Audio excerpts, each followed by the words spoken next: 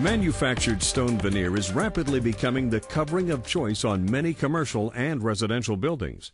It provides a decorative finish and can be placed over concrete, block, or wood. In this application, stone veneer is being placed over plywood. It is important to install a water-resistant barrier prior to installing the stone veneer. Once the barrier is in place, metal lath is nailed to the plywood. Mortar can be mixed in a wheelbarrow, mortar pan, or mixer. The important part is to make sure you use the proper amount of water.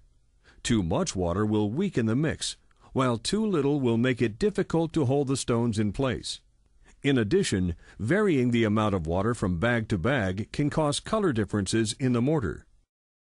Once the metal lath is in place, a scratch coat of mortar must be placed over the lath. The mortar should be applied about 1/2 inch thick, ensuring that the lath is completely covered.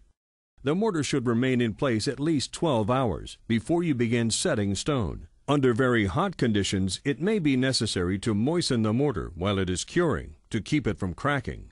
Once the scratch and brown coat is in place, we are now ready to set the stone veneer. Placing the stones is both an art and a talent. The design that you choose is simply a matter of personal preference. It may be helpful to lay the stones out on the ground first, to get a feel for the pattern you are considering. It usually works best to begin setting the stones at the lowest point on the wall and working your way up. It is also best to start at the corner. Some stone manufacturers make corner pieces. The stones are fairly easy to reshape using a chipping hammer. Begin by placing a bed of mortar on the back of the stone. After applying the mortar, use the trowel to create a space in the center of the mortar. This will help with adhesion. Then press the stone firmly into place using a twisting motion. The mortar should gently ooze out from behind the stone. Hold the stone in place only long enough to ensure that it will not slide.